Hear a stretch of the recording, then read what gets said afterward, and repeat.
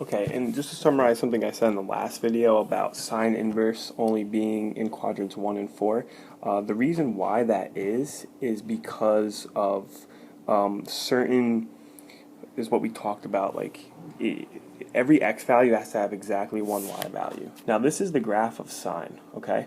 So this is from pi over 2 to negative pi over 2, all right? If you think about it, 3.14 cut in half would be about 1.57. Okay, so if we look at the interval from pi over 2 to negative pi over 2, all right, y is constantly increasing, which means it passes the vertical line test, so it's a function, all right, and also passes the horizontal line test, which means the inverse is also a function. All right, inverse just means you switch x and y. Okay, so if we were to put it, so this is 90 degrees, 180. 270, all right, this is, or 180 is not that far actually, this would be 360 here, so I don't know why these intervals got messed up like that, but anyway,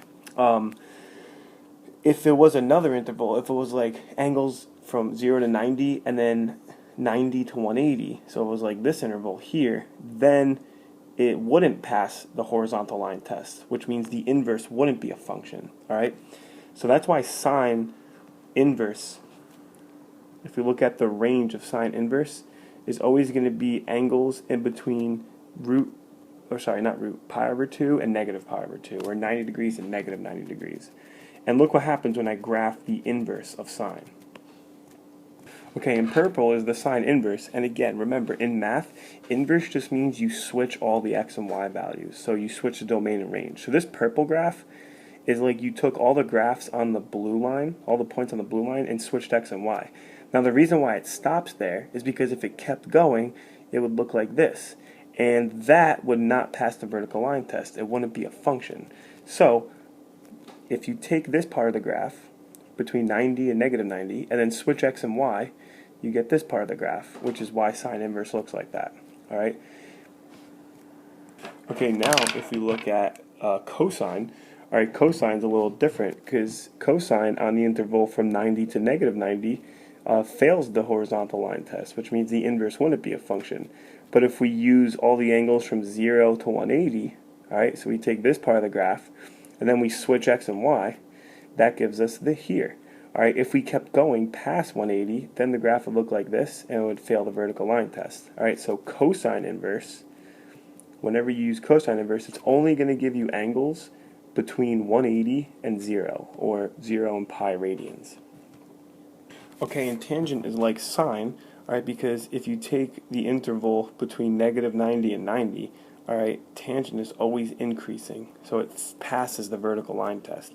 All right, so if you took all these points and switched x and y, we would get this graph right here, all right, which you could tell also has a range between 90 and negative 90.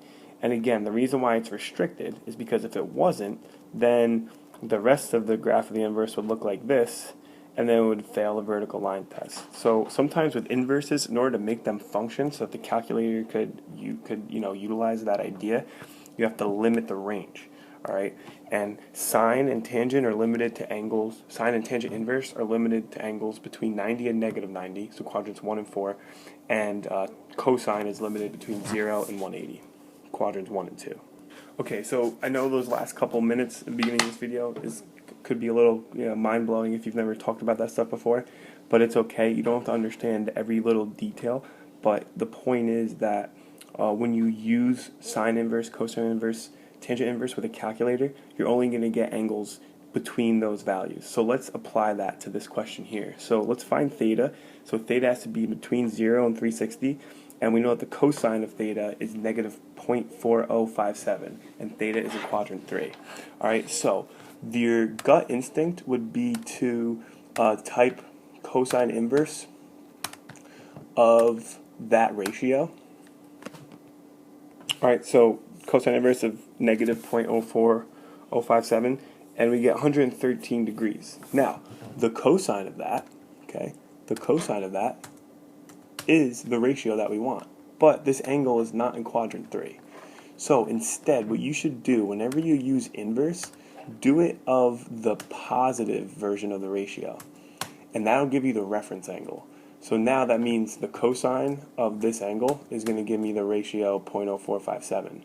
So since it's in quadrant 3, I'm just going to add 180, and now I get that angle.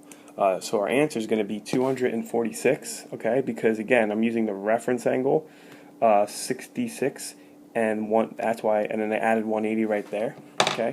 So now if I were to check my work, if I were to do the cosine of this angle here, I would get the ratio that I needed, and it is in quadrant 3, okay.